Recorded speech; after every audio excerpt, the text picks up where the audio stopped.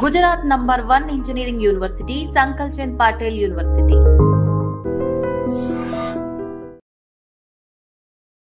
Welcome to iDream media. So జనరల్గా cancer అనగానే అందరూ ఒకలాగా ప్యానిక్ అవుతూ ఉంటారు. అయితే ఇప్పుడు దీనికి చాలా అడ్వాన్స్ ట్రీట్మెంట్సే వచ్చాయి. అయితే క్యాన్సర్ అనేది మన బాడీలో వస్తుంది, ఆ కణాలు తయారవుతున్నాయని మనకు ముందుగా ఏమైనా లక్షణాలు బట్టి తెలుసుకోవచ్చా? క్యాన్సర్ ట్యూమర్ కనుక వస్తే దానికి ఎటువంటి ట్రీట్మెంట్స్ ఉన్నాయి? సో ఒకవేళ సర్జరీ చేశాక కూడా మళ్ళీ వచ్చే అవకాశం ఉంటుందా? సో క్యాన్సర్ అనేది అసలు రాకుండా ఉండాలంటే తీసుకోవాల్సిన జాగ్రత్తలు ఏంటి? పూర్తి వివరాలు తెలుసుకుందాం. మనతో పాటు ఉన్నారు ప్రముఖ సర్జికల్ ఆంకాలజిస్ట్ డాక్టర్ రవిచంద్ర గారు.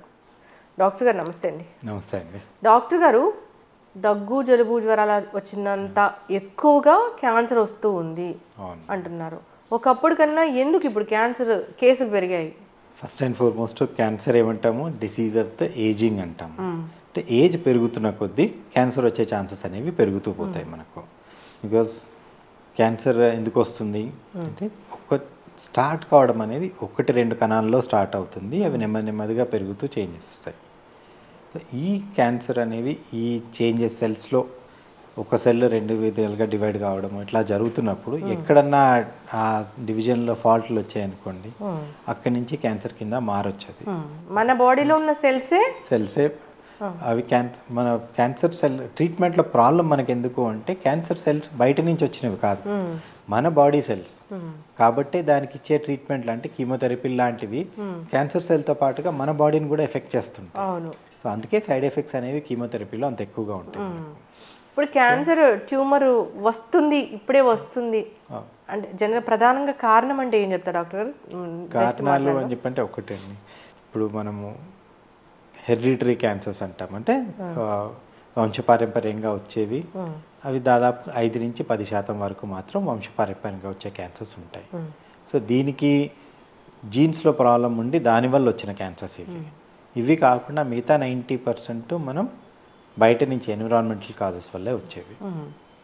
సో ఇప్పటికీ అంటే ప్రీవియస్ ఉన్నదానికి అంటే ఇంతకుముందు మనకేంటి లేటెస్ట్ సర్వైకల్ క్యాన్సర్ అన్నిటికంటే కామనెస్ట్ క్యాన్సర్. అది ఎందువల్ల వస్తుంది? హైజీన్ సరిగ్గా లేక, వైరల్ ఇన్ఫెక్షన్స్ హెచ్పివి అంటాము, అటువంటి ఇన్ఫెక్షన్స్ కారణంగా దాని కారణంగా సర్వైకల్ క్యాన్సర్ ఎక్కువ వచ్చాయి. ఇప్పుడు ఎందుకు ఎక్కువ అవుతున్నాయి క్యాన్సర్స్ అంటే లైఫ్ స్టైల్ చేంజ్ అయింది. So we call cancer is a life style disease అంటాం. అంటే ఏంటి, మోర్ ఇండియన్ నుంచి మోర్ వెస్టర్న్ డైట్కి వెళ్ళిపోయాం. సో వెస్ట్లో ఉండేటువంటి క్యాన్సర్స్ అన్నీ మన దగ్గర ఎక్కువైపోయాయి. అందుకే ఇప్పుడు మనకు బ్రెస్ట్ క్యాన్సర్ కామనెస్ట్ క్యాన్సర్ అయిపోయింది. కొలాన్ క్యాన్సర్ అంటే పెద్దపేగు క్యాన్సర్ అనేది చాలా పెరిగిపోతూ ఉంది.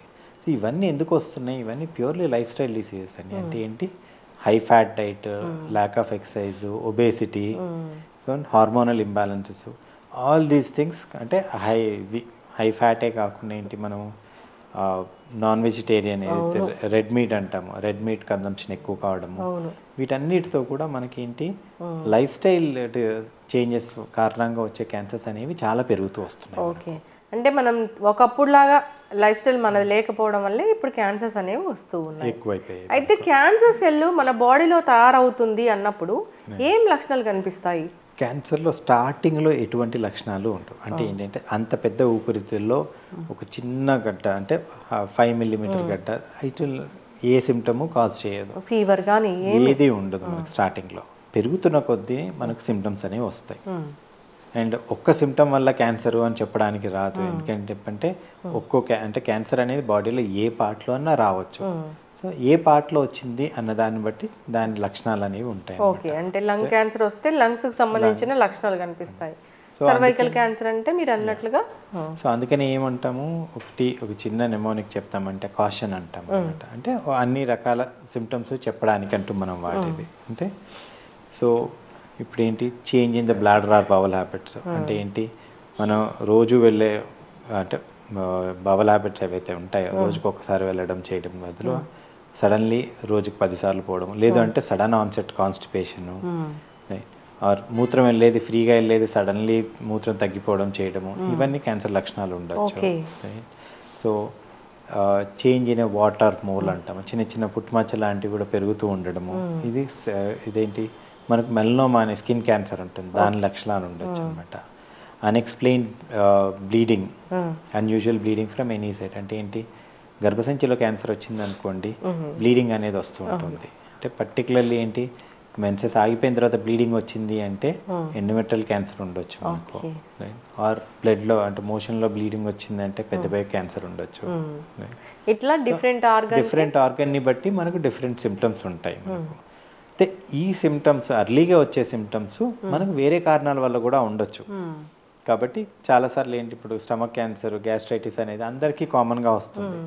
సింపుల్ గ్యాస్ ప్రాబ్లమే అనుకుంటూ ట్యాబ్లెట్స్ వేస్తూ నడిపించేస్తారు, డాక్టర్ని కన్సల్ట్ చేయరు.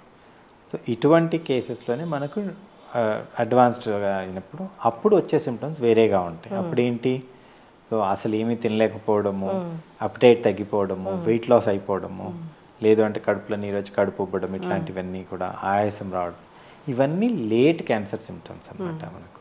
సో ఇప్పుడు క్యాన్సర్లు ఎక్కువగా వస్తున్నాయి కాబట్టి క్యాన్సర్ వస్తుందో రాదో అని ముందుగా తెలుసుకోవడానికి ఏమైనా టెస్ట్లు ఉన్నాయా?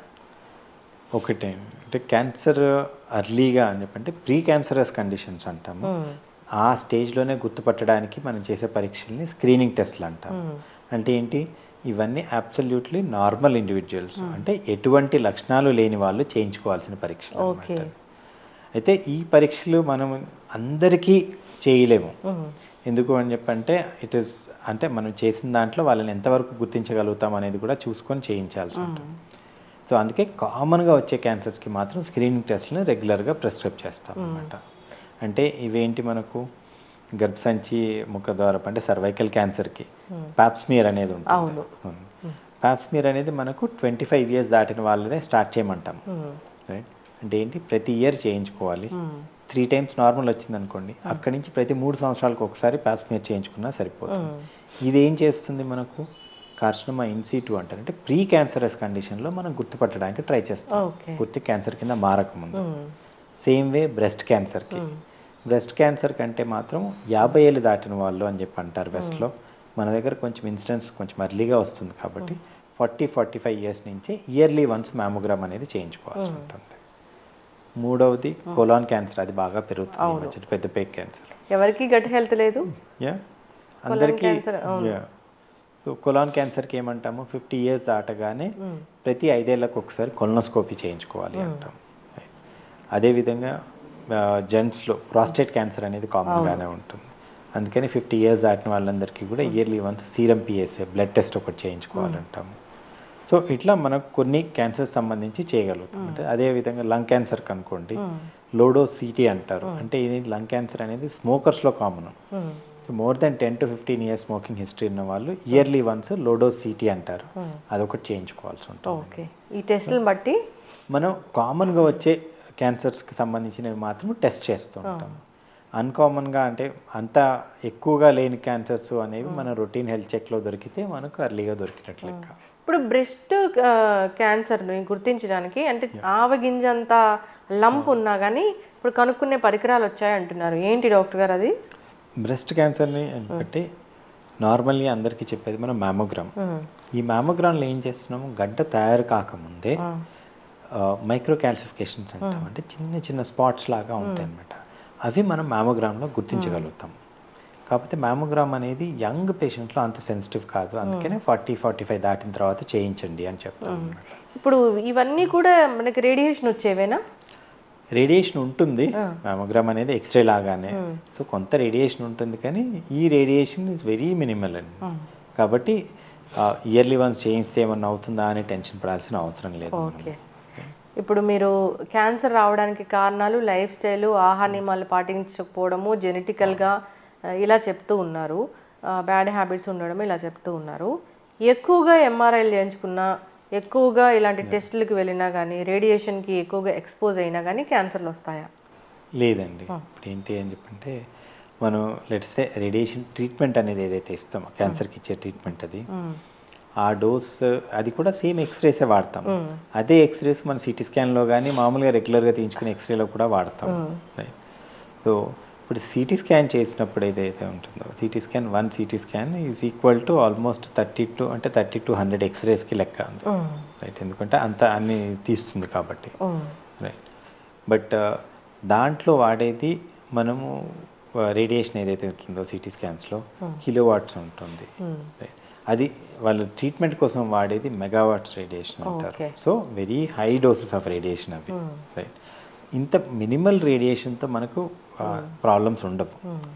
కొంత లెవెల్ ఆఫ్ రేడియేషన్ డోస్ దాటిన తర్వాత అప్పుడు డైరెక్ట్ రేడియేషన్ ఏం చేస్తుంది, సెల్లో ఉన్న డైరెక్ట్ ఆ జీన్స్ని వాటిని డ్యామేజ్ చేస్తుంది అనమాట. మరీ ఎక్కువ డోస్ ఉన్నప్పుడు సెల్స్ చనిపోతాయి. అది కాకుండా మధ్యస్థంగా ఉండే రేడియేషన్ ఏదైతే ఉంటుందో అవి మనకు క్యాన్సర్స్ కాజ్ చేస్తాయి. ఓకే డాక్టర్ గారు, క్యాన్సర్ వచ్చింది కనుక్కున్నారు, అక్కడ ట్యూమర్ ఉంది అని చెప్పారు, అంటే సర్జరీయే వెళ్తారా లేకపోతే ముందు ఏమైనా ట్రీట్మెంట్ ఉంటుందా, మందులు కానీ ఇట్లాగా కీమో కానీ? సో క్యాన్సర్కి మనకు 3 రకాల ట్రీట్మెంట్స్ ఉంటాయి. 3 పార్ట్స్ ఆఫ్ ట్రీట్మెంట్స్ ఏంటి, సర్జరీ, రేడియేషన్, కీమోథెరపీ అనేవి. సో క్యాన్సర్ ఒక్కొక్క క్యాన్సర్ని బట్టి ఏ ట్రీట్మెంట్ అనేది మనం డిసైడ్ చేస్తాం. ఓకే లెట్స్ సే మనకు లారింగ్స్ క్యాన్సర్ అంటే ఏంటి, వాయిస్ బాక్స్, దానికి క్యాన్సర్ వచ్చింది అనుకోండి, దానికి మనం ట్రీట్మెంట్ సర్జరీ ద్వారా చేయొచ్చు, రేడియేషన్ ద్వారా చేయొచ్చు. కానీ ఆపరేషన్ చేస్తే వాయిస్ పోతుంది కాబట్టి ఈ పేషెంట్స్ అందరికీ మనం ఏంటి రేడియేషన్ ట్రీట్మెంట్ ప్రిఫర్ చేస్తాం, రైట్.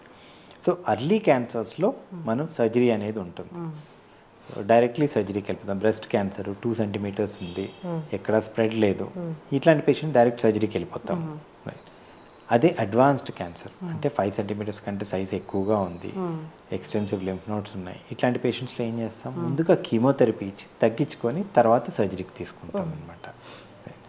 సో ఇది కాకుండా ఏంటి, సర్జరీ అయిపోయిన తర్వాత కూడా అడ్వాన్స్డ్ కేసెస్లో అంటే స్టేజ్ని బట్టి, స్టేజ్ 1లో ఉందనుకోండి సింగిల్ మొడాలిటీ ట్రీట్మెంట్తో అయిపోతుంది. స్టేజ్ 3కి వెళ్ళేసరికి చాలాసార్లు కూడా మనకు సర్జరీ, రేడియేషన్, కీమోథెరపీ 3 రకాల ట్రీట్మెంట్లు పేషెంట్స్కి అవసరం అవుతాయి. ఎక్కువ అవయవాలకు వచ్చి ఉంటుంది అప్పుడు స్టేజ్ 3లో.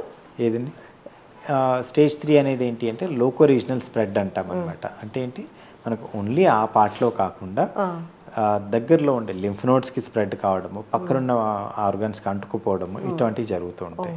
సో ఇటువంటి పేషెంట్స్లో మనం 3 రకాల ట్రీట్మెంట్స్ని ఇవ్వాల్సి రావచ్చు. జనరల్గా అందుకే ఏంటి, ఈ కేసెస్ అన్ని ట్యూమర్ బోర్డ్లో డిస్కస్ చేసుకొని ఏ ట్రీట్మెంట్ ముందిస్తే బాగుంటుంది, ఏ ట్రీట్మెంట్ తర్వాత చేయాలి అనేది సీక్వెన్సింగ్ అనేది చేస్తాం. కానీ ఇంత అడ్వాన్స్ టెక్నాలజీ వచ్చినా మీలాంటి పెద్ద పెద్ద డాక్టర్లు సర్జరీస్ చేస్తున్నా ఇంకా ఎక్కడో భయం వేస్తూ ఉంటుంది. అంటే ఈ క్యాన్సర్ గడ్డకి కత్తి పెడితే కనుక సో ఇంకా స్ప్రెడ్ అయ్యే అవకాశం ఉంటుంది అని, దీని గురించి ఏం చెప్తారు డాక్టర్ గారు? అంటే అది పూర్తిగా అపోహ అండి. ఎందుకంటే ఒక కాలంలో ఏంటి, క్యాన్సర్ గడ్డ కనిపిస్తుంది అంటే వెంటనే ఆపరేషన్ చేయాలని చేసేవారు.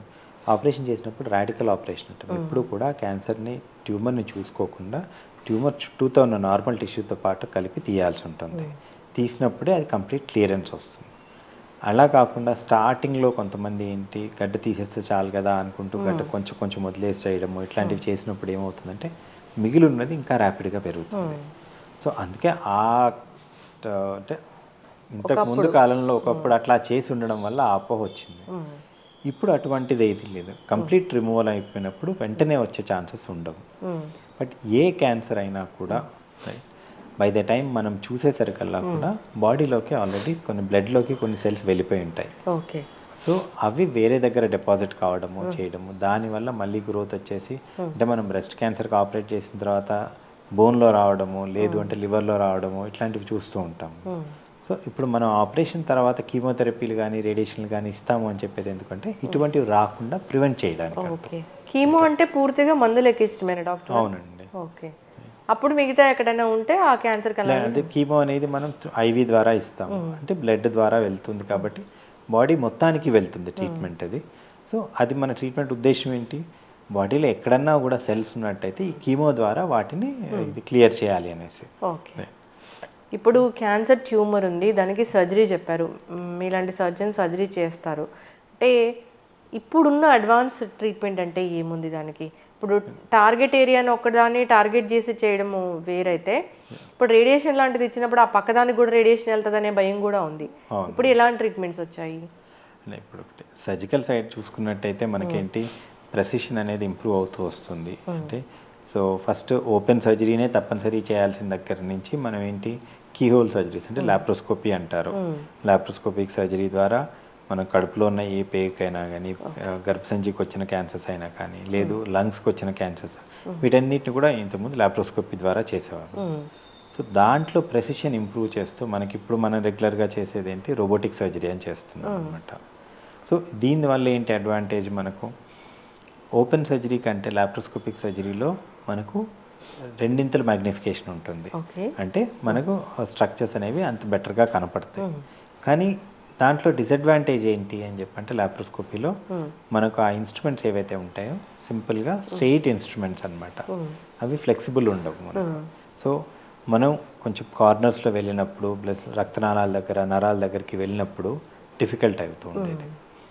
ఇప్పుడు మనకు వచ్చిన రోబోటిక్ దాంట్లో ఏంటి, దాంట్లో మనకు 10 times మ్యాగ్నిఫికేషన్ అంటే 10 మ్యాగ్నిఫైడ్గా కనిపిస్తాయి. సో మనం చిన్న చిన్న రక్తనాళాలు చిన్న చిన్న నరాలని కూడా చూడగలుగుతాం.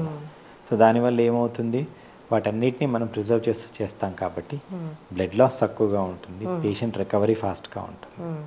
రెండవది ఏంటి, ఈ ఇన్స్ట్రుమెంట్స్ అన్నీ కూడా మనం ఏమంటాము ఫ్లెక్సిబిలిటీ అంటాం. అంటే మన చేయి ఎట్లా తిరుగుతుందో మన చేతికైనా కూడా 270 degrees రొటేషన్ వస్తుంది. బట్ ఆ ఇన్స్ట్రుమెంట్స్కి మనకు 360 degree రొటేషన్ వస్తుంది. సో మన చేతితో ఎట్లయితే సింపుల్గా ఫైన్గా ఎట్లా పట్టుకొని చేయగలుగుతామో అదే సర్జరీ మనం రోబోటిక్లో కీ హోల్ ద్వారా చేయగలుగుతాము. సో దానివల్ల ఏమిటి, మనకు చాలా మంచి ప్రెసిషన్ ఉంటుంది, క్లియరెన్స్ అనేది కంప్లీట్గా వస్తుంది. అండ్ ఈవెన్ కార్నర్స్లోకి వెళ్ళి అంటే పెల్విస్లో మనం డీప్ ఇన్ ద పెల్విస్ వెళ్తాము, ఆ ఏరియాలోకి వెళ్ళినప్పుడు కూడా మనకు విజిబిలిటీ అండ్ సర్జరీ అక్కడ నీట్గా చేయగలుగుతాం అనమాట. దానివల్ల మనకు అడ్వాంటేజ్ ఏంటి, ఆర్గాన్ ప్రిజర్వేషన్ అంటాం. అంటే ఏంటి, కొంచెం డీప్ పెల్విస్లో ఉన్న ట్యూమర్స్ ఉన్నాయి, పెద్ద పెద్ద క్యాన్సర్స్ వచ్చాయి, వాటిని ఏమంటాము ఇంతకుముందు తప్పనిసరిగా మొత్తం తీసేసి పర్మనెంట్గా బయటకు పెట్టి బ్యాగ్ పెట్టాలనే వాళ్ళు. సో ఇప్పుడు ఈ రోబోటిక్ సర్జరీ ద్వారా మనం డెప్త్లోకి వెళ్ళి కూడా ట్యూమర్ రిసెక్ట్ చేయగలుగుతున్నాం కాబట్టి బ్యాగ్ లేకుండా మనం సర్జరీ చేయగలుగుతున్నాం. వచ్చిన అడ్వాన్స్ అది అడ్వాన్స్. ఓకే, రోబోటిక్ సర్జరీ అనేది అందరూ దాన్ని భయపడకుండా వెళ్ళొచ్చు. రోబోటిక్ సర్జరీ అనగానే మా అందరికీ ఏమంటే డాక్టర్లు ఎవరు ఉండరు, రోబోట్స్ చేస్తాయేమో అని అట్లా. లేదండి, ఆపరేషన్ చేసేది డాక్టరే, కాకపోతే మనం వాడే ఇన్స్ట్రుమెంట్స్ ఏవైతే ఉన్నాయో వాటిని రోబోటిక్ ఇన్స్ట్రుమెంట్స్ అంటాము. అంటే ఒకటి ఆపరేషన్ పేషెంట్ అంటే డాక్టర్కి కూడా అది ఒక అడ్వాంటేజ్. అంటే ఏంటి, లాప్రోస్కోపిక్ సర్జరీ చేయాలంటే డాక్టరే నించోని 4-5 గంటలు సర్జరీ చేస్తూ ఉంటుంటాం. ఎందుకంటే తనకి అంటే బాడీ మీద కూడా స్ట్రెయిన్ ఉంటుంది. రోబోటిక్ సర్జరీలో ఏంటి అంటే మనం రోబోటిక్ ఆర్మ్స్ కనెక్ట్ చేసిన తర్వాత డాక్టర్ కూర్చొని సర్జరీ చేస్తూ ఉంటారు, రైట్, కన్సోల్లో చూస్తూ సర్జరీ చేస్తూ ఉంటారు.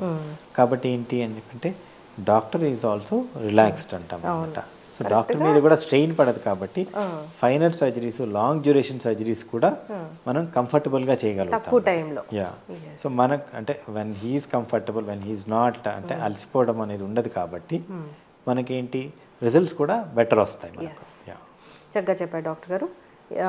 ఇప్పుడు ఏ అవయవంలో క్యాన్సర్ వచ్చినా కానీ ఒకవేళ దానికి సర్జరీ చేయాలంటే చేయొచ్చు.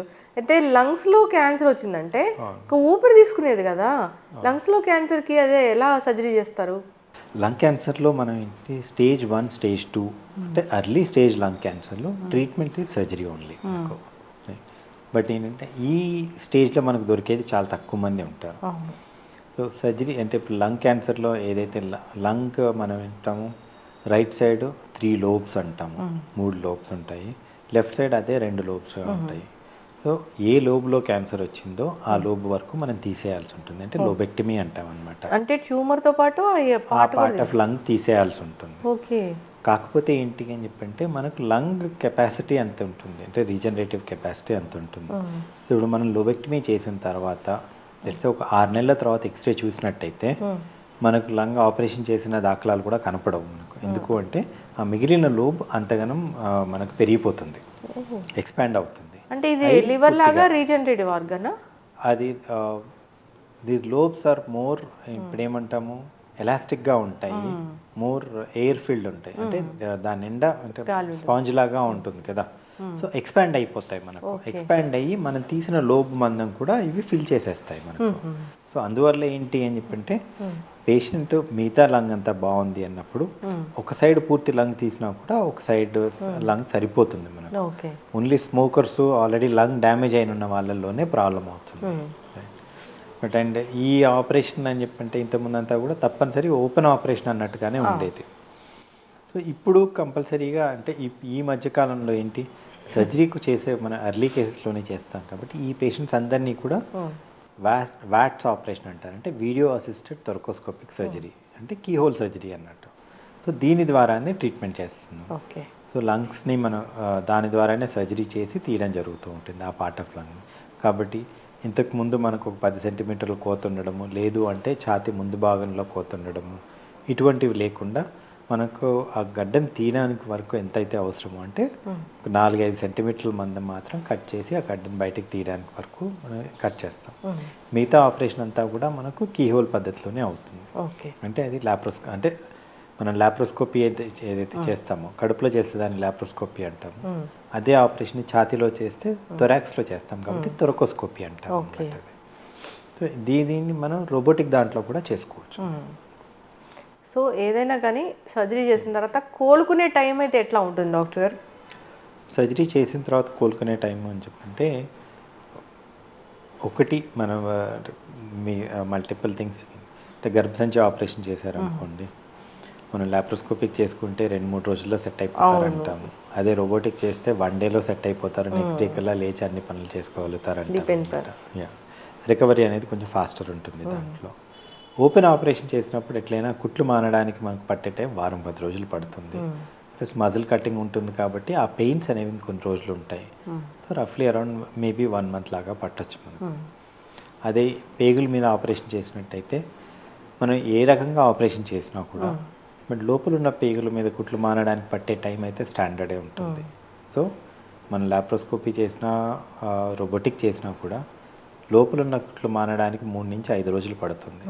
సో అంతమంది మనం కంపల్సరీగా అంటే హాస్పిటల్లో ఉండాల్సిన అవసరం పడుతుంది. బట్ పేషెంట్ ఫిజికల్గా చూసుకున్నట్టయితే నెక్స్ట్ డే కల్లా లేచి కూర్చొని నడవడం వరకు చేయగలుగుతారు. అయితే డాక్టర్ గారు, ఇప్పుడు క్యాన్సర్కి ఒకసారి ట్రీట్మెంట్ అయిపోతే సర్జరీ కావచ్చు, కీమో కావచ్చు, ఇంకేదైనా కావచ్చు, దానికి మళ్ళీ ఫాలోఅప్లు లైఫ్ లాంగ్ మందులు వాడాలి అవసరమా? ఫాలోఅప్ అనేది తప్పనిసరిగా అందరి పేషెంట్లకి అవసరం. అంటే మనం ట్రీట్మెంట్ అనేది చేసాము, లెట్స్ ఆపరేషన్ చేసాము, తర్వాత రేడియేషన్ ఇచ్చాము. క్యాన్సర్కి మనం ఆపరేషన్ తర్వాత రేడియేషన్ అనేది ఎప్పుడు ఇస్తాము, మనకు అక్కడ ఆపరేషన్ చేసి తీసేసిన తర్వాత కూడా క్యాన్సర్ కణాలు ఆ చుట్టుపక్కల ఉండొచ్చు అనేది అనుమానం ఉంటుంది. కాబట్టి అవన్నీ క్లియర్ చేయడానికి ఆ పార్ట్ అంతటికీ కూడా రేడియేషన్ ఇస్తాము. కీమోథెరపీ అనేది ఎప్పుడు ఇస్తాము, ఇట్లా కాదు రక్తంలోకి ఎంటర్ అయ్యి ఉండొచ్చు, వేరే దగ్గరికి అంతా కూడా బ్లడ్ ద్వారా పోయి ఉండొచ్చేమో అనే అనుమానం ఉన్న పేషెంట్స్ అందరికీ కూడా మనం కీమోథెరపీలు ఇస్తాం. దీంట్లో మనకు ఒక డిసడ్వాంటేజ్ ఏంటి అంటే మనకు కనపడని కణాలని ట్రీట్ చేస్తున్నాం. సో మనం ఇచ్చిన రేడియేషన్ ద్వారా కానీ కీమోథెరపీ ద్వారా కానీ మొత్తము క్యాన్సర్ కణాలు వెళ్ళిపోయాయి అనేది మనకు ప్రూఫ్ ఏమీ ఉండదు మనకు. అందుకని ఏం చేస్తాము, అందరి పేషెంట్లని ఫాలోఅప్లో పెడతాం. అంటే కీమోథెరపీ ఇస్తే 100% రాదు అని చెప్పడానికి లేదంటే మనం ఇచ్చిన మందులకి ఇప్పుడు మామూలు సింపుల్ ఇన్ఫెక్షన్స్కి ఒక యాంటీబయాటిక్లకి రెసిస్టెన్స్ వచ్చేస్తుంది. అటువంటిది క్యాన్సర్ కణాలు అవి అంటే ప్రతిరోజు ఎవాల్వ్ అవుతూ పోతూ ఉంటాయి అన్నమాట, చేంజెస్ వస్తూ ఉంటాయి. అటువంటప్పుడు అవి కూడా రెసిస్టెన్స్ వస్తాయి కీమోథెరపీకి. అందుకని చెప్పేసి ఏంటి, అందరి పేషెంట్లని తప్పనిసరిగా 2 to 3 years రెగ్యులర్గా ఫాలోఅప్లో పెడతామండి. అయితే డాక్టర్ గారు, ఇప్పుడు ఒకసారి ఒక క్యాన్సర్ వచ్చి కోలుకున్నాక మళ్ళీ వచ్చే అవకాశం ఉంటుంది కాబట్టి వాళ్ళు జాగ్రత్తలు అయితే తీసుకోవాలని చెప్తారు. అసలు క్యాన్సర్ రాకూడదు, హెల్తీగా ఉండాలి, మరి ఇంత మహమ్మారిలా వేధిస్తూ ఉంది అన్నప్పుడు లైఫ్ స్టైల్లో చేంజెస్ కానీ ఆహార నియమాలు కానీ ముందు మీరు ఏదైతే అవాయిడ్ చేయాలని చెప్పారో వాటిని మార్చుకోవడం పాటు ఇంకేమైనా యాడ్-ఆన్గా చెప్తారా? అంటే ఒకటి మన ఇండియన్ డైట్ అనేది ఏదైతే ఉందో, అంటే మన వీఆర్ రిచ్ ఇన్ ఫైబర్, అంటే వెజిటేరియన్ డైట్ ఎక్కువగా ఉంటుంది, డైట్లో ఫైబర్ ఎక్కువగా ఉంటుంది. ఈ ఫైబర్ వల్ల అడ్వాంటేజ్ ఏంటి, ఒకటి కాన్స్టిపేషన్ అనేది రాకుండా ఉంటుంది. రెండవది ఈ ఫైబర్ ఏం చేస్తుంది, మనం తీసుకున్న ఆహారంలో ఉన్న కెమికల్స్ ఏమన్నా ఉన్నా కూడా అది అబ్జార్బ్ చేసుకుంటుంది. So fibre in diet is very protective.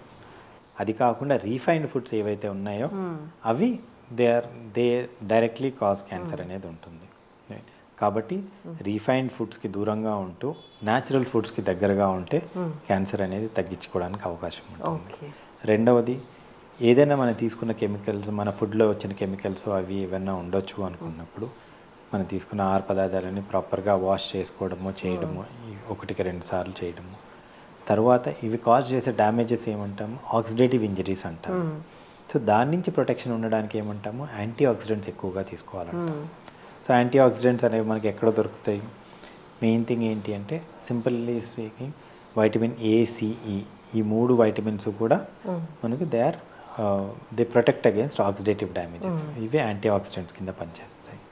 అది కాకుండా కొన్ని ఉంటాయి అన్నమాట. టమాటోలో లైకోపీన్ అని ఉంటుంది, అది మనకు ప్రొటెక్టివ్ ఏజెంట్. టర్మరిక్ అంటాము, కుర్కుమిన్ అని వస్తుంది, అది ప్రొటెక్టివ్ ఏజెంట్. సో ఇవన్నీ మనం రెగ్యులర్గా ఇంతకుముందు తీసుకునే డయట్లో ఉండేవే ఇవి. సో వీటిని మన ఫ్రూట్స్ అనేవి మన ఆహారంలో తప్పనిసరిగా ఒక భాగం చేసుకోవాలి. ప్రతిరోజు ఒక ఫ్రూట్, ఏదో ఒక ఫ్రూట్ తీసుకోవడం అనేది చేసుకుంటే that it self give some protection. మూడవది అన్నిటికంటే ఇంపార్టెంట్, స్మోకింగ్ నుంచి కంప్లీట్గా దూరంగా ఉండాలి. స్మోకింగ్ అంటే ఇప్పుడు లంగ్ క్యాన్సర్ కానీ మౌత్ క్యాన్సర్ కానీ వీటన్నిటికీ కారణం పొగాకే. సో స్మోకింగ్ అనేది ఎట్టి పరిస్థితుల్లో చేయకూడదని చెప్తాం. అంటే ఓన్లీ క్యాన్సరే కాదు, హార్ట్ అటాక్లకి కానీ లంగ్స్, సిఓపిడీలు, ఆస్తమాలు వీటన్నిటికీ కూడా మనకు కారణం అదే. స్టార్ట్ చేసినప్పుడు మీకు తెలియకపోవచ్చు కానీ దాని ఎఫెక్ట్లు 10 ఏళ్ళ తర్వాత తెలుస్తాయి. When you're in your middle age దీని ఎఫెక్ట్లు అన్నీ అప్పుడు తెలుస్తూ ఉంటాయి. స్మోకింగ్ నుంచి కంప్లీట్గా దూరంగా ఉండడం. ఆల్కహాల్ ఇన్ మోడరేషన్ అంటాం, వన్స్ ఇన్ ఏ వైల్ తీసుకునేది అంతవరకు ఓకే అంటాము. బట్ అది ఆల్కహాల్ వీలున్నంత వరకు కట్ డౌన్ చేయడము. అండ్ అన్నిటికంటే important physical activity. So moderate exercise at least 3 to 4 times per week. This is something which can protect us. అంటే ఇవేంటి అని చెప్పిన మన చేతిలో ఉన్నవి, మనం కంట్రోల్ చేయగలిగేవి ఇవి. బియాండ్ అవర్ కంట్రోల్ అని చెప్పంటే మనం తీసుకునే ఆహారంలో ఏమన్నా కెమికల్స్ కలిసి రావచ్చు, చేయొచ్చు. వీటిని గుర్తించే కెపాసిటీ మనకు లేదు, వాటి నుంచి మనం ప్రొటెక్ట్ చేసుకునే కెపాసిటీ లేదు. మన చేతిలో ఉన్నంత వరకు మనం చేసుకోగలిగితే వీలున్నంత వరకు మనం ఇన్సిడెన్స్ తగ్గించగలుగుతాం. ఎస్, చక్కగా చెప్పారు డాక్టర్ గారు. క్యాన్సర్ పేషెంట్స్కి మానసిక స్థైర్యం కూడా చాలా అవసరం. చాలా మీ ఇలాంటి డాక్టర్లు చెప్తూనే ఉంటారు తగ్గిపోతుంది, అడ్వాన్స్ ట్రీట్మెంట్స్ వచ్చాయని. సో అంతేకాదు ఇంకా హెల్దీ లైఫ్ స్టైల్ మెయింటైన్ చేసుకుంటూ మోర్ ఇండియన్ ఫుడ్ని తీసుకుని అలవాటు చేసుకుంటే కనుక దీని నుంచి మనము ప్రొటెక్ట్ చేసుకోవచ్చు. అంతేకాదు స్క్రీనింగ్ చెప్పారు. స్క్రీనింగ్ మీరు చెప్పిన ఆ ఇయర్స్లో మనం చేయించుకుంటే, ఆ టైంలో చేయించుకుంటే కనుక ముందుగానే డిటెక్ట్ చేసుకోవచ్చు. చక్కటి ఇన్ఫర్మేషన్ డాక్టర్ గారు. సిరీస్ కంటిన్యూ చేద్దాం మనం. ధన్యవాదాలు. Right. Sir, one life lesson what medicine has taught you. Whatever you can do without expecting. But I really believe మన పాజిటివ్ యాటిట్యూడ్ ఉంటేనే మనం ఏదైనా సాధించగలం. గట్ని మనం కరెక్ట్గా డీల్ చేసినట్లయితే అది మనకి పాజిటివ్ హార్మోన్స్ని రిలీజ్ చేస్తుంది. షుగర్ వచ్చిన వాళ్ళ పరిస్థితి ఏంటి? పొట్ట దగ్గర పెరిగితే దాన్ని ఆండ్రాయిడ్ అంటారు, ఆండ్రాయిడ్ ఫోన్ కదా. అసలు థాట్స్ ఎందుకు వస్తాయి? బ్రెయిన్ డెడ్ అంటే దానికి ప్రపంచం అంతా కూడా కొన్ని నిర్దిష్టమైనటువంటి లక్షణాలు. మానసికంగా ధైర్యంగా ఉంటే క్యాన్సర్ జయించవచ్చు. You are a doctor for a cause sir, అంతే. వాళ్ళకి వచ్చిన ఆదాయం కాకుండా ఫ్రీ సర్వీస్ ఎంతమందికో చేస్తుంది.